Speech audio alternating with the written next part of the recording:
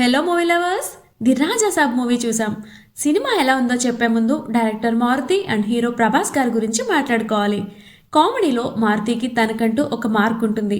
ప్రేమ కథా చిత్రం, భలే భలే మగాడివోయ్, ప్రతిరోజు పండుగే, ఇలా ప్రతి మూవీలో ఆర్గానిక్ కామెడీ ఉంటుంది. ఇక ప్రభాస్ గారు ఆల్రెడీ బాహుబలితో పాన్ ఇండియా హీరో. వీళ్ల కాంబినేషన్లో హర్రర్ కామెడీ మూవీ వస్తుందంటే ఫుల్ ఎక్సైట్మెంట్తో వెయిట్ చేశాం. ఈ కంటెంట్ ఒకవేళ బ్లాక్ బస్టర్ అయితే ఒక ట్రెండ్ సెటర్ అవుతుంది మూవీ. ఎందుకంటే ఇప్పుడున్న పాన్ ఇండియా హీరోస్ అందరూ ఒక సినిమా పెద్ద హిట్ అయ్యాక డిఫరెంట్ స్టోరీస్ ట్రై చేయట్లేదు, మళ్ళీ అలాంటి కాన్సెప్ట్నే చేస్తున్నారు. మేబీ వాళ్ళ ఇమేజ్ పోతుందని, ఫ్యాన్స్కి మళ్ళీ అలాంటి ఎక్స్పీరియన్స్ ఇవ్వాలి అనుకొని కొత్త స్టోరీస్ ట్రై చేయట్లేదు. ఒకవేళ రాజాసాబ్ మూవీ హిట్ అయితే ఇండియన్ సినిమా హిస్టరీ మారిపోతుంది. ఆ తర్వాత టీజర్ రిలీజ్ అయింది.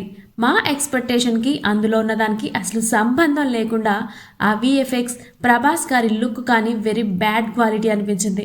ట్రైలర్లో ఏదో కవర్ అనిపించినా ఎక్కడో 2023 మళ్ళీ రిపీట్ అవుతుందా అని భయంతో మూవీకి వెళ్ళాం. మూవీ ఓపెనింగ్ సీన్లో సత్య ఇంట్రో క్యారెక్టర్ చూశాక ఇది ఏదో వర్కౌట్ అయ్యేలా ఉందే అనిపించినా వెంటనే అసలు కథ మొదలైంది. సో ఇన్ డెప్త్ రివ్యూ తెలుసుకునే ముందు మా చిన్న రిక్వెస్ట్ అండి, మన ఛానల్ 5000 మైల్ స్టోన్కి చాలా దగ్గరలో ఉంది. సో మన వీడియోస్ని కొత్తగా చూస్తున్నట్లయితే ఛానల్ని సబ్స్క్రైబ్ చేసుకుని పక్కన ఉన్న బెల్ ఐకాన్ కూడా ఆన్ చేసి పెట్టుకోండి, ఎందుకంటే మా ప్రతి వీడియో మీకు చేరాలి కాబట్టి.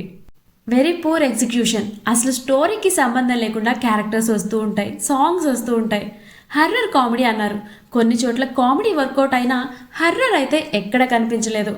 ఒక్క సీన్ దగ్గరైనా థ్రిల్లింగ్ ఎలిమెంట్ వస్తుందా అని వెయిట్ చేశాం, బట్ నో యూస్. మూవీలో మంచి కాన్సెప్ట్ తీసుకున్నారు, హిప్నటైజ్తో ఒక మనిషి బ్రెయిన్ను ఎలా మన కంట్రోల్లో పెట్టుకోవచ్చు అని. బట్ ఇదే పాయింట్ను ఇంకా డెప్త్గా చూపించుంటే 2026లో క్లీన్ బ్లాక్ బస్టర్ అయి ఉండేది మూవీ. అది వదిలేసి ఏవేవో చూపించారు. లాస్ట్ 30 మినిట్స్ సినిమా బాగున్నా మిగిలిన 2.5 గంటలు ఇలానే ఉంటుంది. స్టిల్ ఇప్పటికీ ఆ ముగ్గురు హీరోయిన్స్ను ఎందుకు పెట్టుకున్నారో అర్థం అవ్వట్లేదు. కనీసం ఒక్క హీరోయిన్ అయినా ఈ స్టోరీకి టర్నింగ్ పాయింట్ అవుతుందని లాస్ట్ వరకు చూసాం. అప్పుడే తెలిసింది సినిమాకి హీరోయిన్స్ను పెడితే కొద్దిగా కలర్ఫుల్గా ఉంటుంది కదా అని పెట్టారు అని. ఓవరాల్గా సినిమా చూస్తే కామెడీ చుట్టూ మారుతి స్టోరీ రాసుకున్నాడు అనిపించింది. ఫస్ట్ హాఫ్ అంతా వింటేజ్ బుజ్జిగాడు కామెడీతో వెళ్తుంది. సెకండ్ హాఫ్లో ఒక ప్రేమ కథా చిత్రం, ఒక మత్తు వదలరా, ఒక భలే భలే మా గొడవ మూవీస్ వస్తూ ఉంటాయి. అనుకున్న పాయింట్ వదిలేసి ఏటో వెళ్ళిపోతుంది స్టోరీ. కంప్లీట్గా స్టోరీతో డిస్కనెక్ట్ అయిపోతాం. సెకండ్ హాఫ్లో స్టోరీని చూద్దాం అనుకునేలోపు సంబంధం లేకుండా సాంగ్స్ వస్తాయి. పోనీ ఆ ఎమోషన్ వర్కౌట్ అయిందా అంటే అది కూడా లేదు. చాలా డ్రామాస్టిక్గా ఉంటుంది. ఎందుకు ఈ సీన్ రాస్తున్నారా అనిపిస్తుంది. ఇంకా సాంగ్స్ విషయానికి వస్తే 2 సాంగ్స్ పర్లేదు, బట్ సెకండ్ హాఫ్లో లాస్ట్ సాంగ్ ఉంటుంది, ఎందుకు పెట్టారో ఏంటో. సాంగ్ అయితే అర్థం కాలేదు. చైనా వాళ్ళవి తెలుగులో డబ్బింగ్ చెప్తే ఎలా ఉంటుందో అలా ఉంది. ఒక్క లిరిక్ కూడా అర్థం కాలేదు. అండ్ కమేడియన్స్ విషయానికి వస్తే మంచి కామెడీ పండించే యాక్టర్స్ ఉన్నారు, కానీ ఒక్కరిని కూడా ప్రాపర్గా యూజ్ చేసుకోలేదు. యాక్టర్ సత్య తప్పితే మిగిలిన వాళ్ళు ఎందుకు అర్థం కాలేదు. ఒక్కరికి కూడా మంచి సీన్ లేదు. మూవీలో సముద్రకని గారు వచ్చినప్పుడు ప్రతిసారి తనకి మంచి బ్యాక్ స్టోరీ ఉంటుంది అనుకునే ప్రతిసారి డిసప్పాయింట్. అతనిని కూడా పర్ఫెక్ట్గా వాడుకోలేదు. మూవీలో బిగ్గెస్ట్ మైనస్ విఎఫ్ఎక్స్ అని చెప్పాలి. ఎందుకంటే చాలా చోట్ల క్లియర్గా తెలిసిపోతుంది. Prabhas entry song, fight sequence, second హాఫ్లో నిధి అగర్వాల్తో ఒక సాంగ్లో ఒక క్లోజప్ షాట్ అండ్ మొసలితో ఫైట్ సీన్, చాలా చీప్ విఎఫ్ఎక్స్ ఉంటుంది. అండ్ మూవీలో ప్రతి లొకేషన్ చాలా ఆర్టిఫిషియల్గా ఉంటాయి. రామోజీ ఫిలిం సిటీలో సెట్ వేసి సినిమా తీశారు అని క్లియర్గా తెలిసిపోతుంది.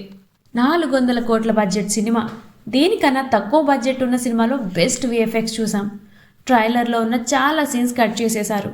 ఆ సీన్స్ పెట్టున్న మూవీకి కొద్దిగా హై పైన వచ్చేది, అవి కట్ చేశారు.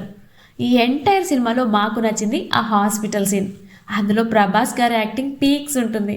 మళ్ళీ యోగి సినిమా గుర్తొచ్చింది. యాక్టర్ సత్య, ప్రభాస్ గారు, తమన్ బీజిఎం, వీళ్ళ ముగ్గురు సినిమాకి బ్యాక్ బోన్. వీళ్ళ వల్లే కొంతవరకు ఇంట్రెస్టింగ్గా సినిమాని చూసాం.